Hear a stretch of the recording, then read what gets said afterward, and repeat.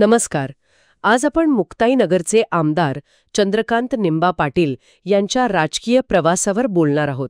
म्हणजे एक अपक्ष उमेदवार ते प्रभावी लोकप्रतिनिधी, हा जो प्रवास आहे त्यावर आपण थोडं सखोल बघूया. आपल्याकडे चंद्रकांत पाटील लोकप्रतिनिधी, एक प्रेरणादायी प्रवास, या संदर्भातली काही माहिती आहे? हो, आणि हा प्रवास खरंच म्हणजे स्थानिक राजकारणाचे अनेक पैलू उलगडून दाखवतो. नक्कीच. आपण हे समजून घ्यायचा प्रयत्न करू की एका अपक्ष उमेदवाराचा विजय विशेषतः मोठ्या नेत्यांविरुद्ध कसा होतो. सुरुवात तर 2019 पासून करावी लागेल. धक्कादायक निकाल होता तो. अगदी 2019ची निवडणूक खरंच लक्षवेधी होती. तिथूनच सुरू करूया का? हो.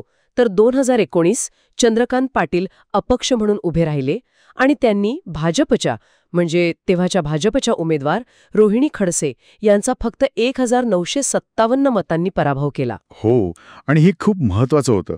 कारण रोहिणी खडसे एका मोठ्या म्हणजे दिग्गज राजकीय नेत्याच्या कुटुंबातून येतात. मग हे कसं शक्य झालं? म्हणजे पार्श्वभूमी काय होती त्यांची? त्यांची पार्श्वभूमी तशी सर्वसामान्य, म्हणजे शेती व्यवसाय आणि BA पर्यंत शिक्षण. पण दोन गोष्टी महत्वाच्या ठरल्या असं दिसतंय. एक म्हणजे त्यांची स्वच्छ प्रतिमा. अच्छा. आणि दुसरी म्हणजे त्यांचा लोकांमध्ये असलेला थेट संपर्क. जनसंपर्क खूप दांडगा होता. म्हणजे कोणतंही गुन्हेगारी रेकॉर्ड नाही, हे पण महत्वाचं ठरलं असेल, नाही का? अगदी, नक्कीच. आणि त्यांची जी मालमत्ता जाहीर झाली होती, अंदाजे 8 कोटी, ती पण एक पारदर्शकतेचा भाग म्हणून लोकांनी पाहिली असेल. म्हणजे प्रतिमा आणि संपर्क. पण हे यश एकदाच मिळालं की पुढेही कायम राहिलं? 2024 मध्ये काय स्थिती होती? 2024चं चित्र तर आणखीनच रंजक आहे.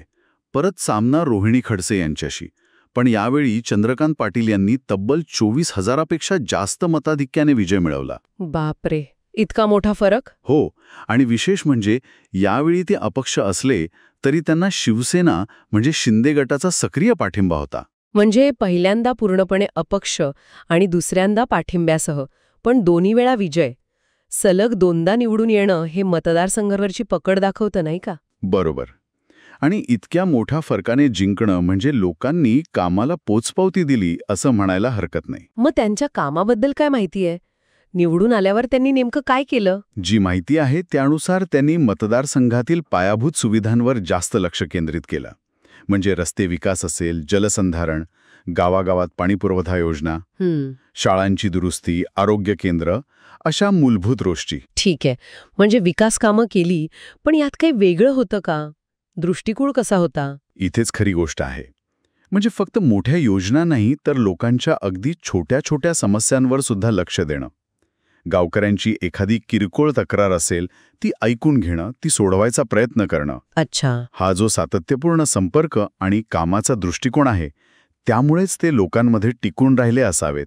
संघर्ष तर असतोच, पण मतदारसंघाशी बांधिलकी आणि कामातून मिळणारी स्वीकृती हे जास्त महत्वाचं ठरतं. तर एकंदरीत चंद्रकांत पाटील यांची ही कहाणी बघितली तर अपक्ष सुरुवात, निवडणुकांमध्ये सातत्यपूर्ण यश आणि स्थानिक कामांवर भर. हो, हे एक उत्तम उदाहरण आहे की लोकशाहीत मतदारांचा विश्वास किती महत्वाचा आहे. आणि स्थानिक पातळीवर जोडलेला नेता प्रस्थापित राजकीय समीकरणांना सुद्धा आव्हान देऊ शकतो. त्यांनी कामातून आणि संपर्कातून हे सिद्ध केलंय. निश्चितच. यातून एक गोष्ट स्पष्ट होते की स्थानिक नेतृत्व किती प्रभावी ठरू शकतं. जाता जाता एक विचार येतो मनात. या उदाहरणावरून आपण असं म्हणू शकतो का की काही वेळा स्थानिक पातळीवरचं प्रभावी काम आणि मजबूत जनसंपर्क हे मोठ्या राजकीय पक्षांच्या पाठिंब्याइतकंच किंवा कधीकधी त्याहूनही जास्त महत्त्वाचं ठरू शकतं. विचार करण्यासारखा मुद्दा आहे हा.